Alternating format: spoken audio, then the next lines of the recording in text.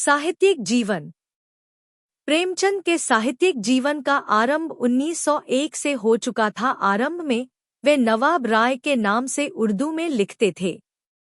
प्रेमचंद की पहली रचना के संबंध में रामविलास शर्मा लिखते हैं कि प्रेमचंद की पहली रचना, जो अप्रकाशित ही रही, शायद उनका वह नाटक था जो उन्होंने अपने मामा जी के प्रेम और उस प्रेम के फलस्वरूप चमारों द्वारा उनकी पिटाई पर लिखा था। इसका जिक्र उन्होंने पहली रचना नाम के अपने लेख में किया है। उनका पहला उपलब्ध लेखन उर्दू उपन्यास असरारे माबिद है, जो धारावाहिक रूप में प्रकाशित हुआ। इसका हिंदी रूपांतरण देवस्थान रहस्य नाम से हुआ। प्रेमचंद का दूसरा उपन्यास हमखुरमा व हमसवाब है, जिसका हिंदी रूपांतरण प्रेमा नाम से 1907 में प्रकाशित हुआ। 1908 ही में उनका पहला कहानी संग्रह सोजेवतन प्रकाशित हुआ। देशभक्ति की भावना से ओतप्रोत इस संग्रह को अंग्रेज सरकार ने प्रतिबंधित कर दिया और इसकी सभी प्रतियां जब्त कर ली और इसके लेखक नवाब राय को भविष्य में लेखन न करने की चेतावनी दी।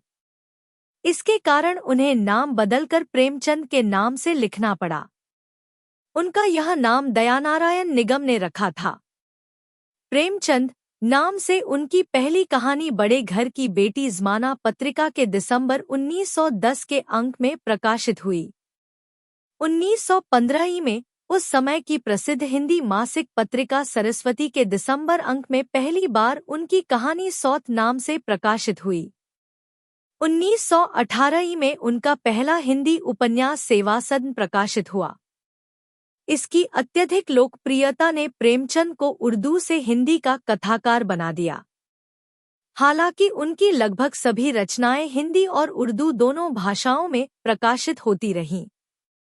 उन्होंने लगभग 300 कहानियां तथा 1.5 दर्जन उपन्यास लिखे।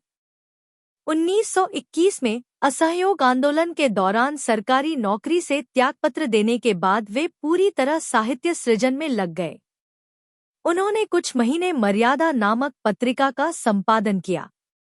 इसके बाद उन्होंने लगभग 6 वर्षों तक हिंदी पत्रिका माधुरी का संपादन किया। 1922 में उन्होंने बेदखली की समस्या पर आधारित प्रेमाश्रम उपन्यास प्रकाशित किया। 1925 में उन्होंने रंगभूमि नामक वृहद उपन्यास लिखा, जिसके लिए उन्हें मंगल प्रसाद पारितोषिक भी मिला। 1926 से 27 ही के दौरान उन्होंने महादेवी वर्मा द्वारा संपादित हिंदी मासिक पत्रिका चांद के लिए धारावाहिक उपन्यास के रूप में निर्मला की रचना की। इसके बाद उन्होंने कायाकल्प, गबन, कर्मभूमि और गोदान की रचना की।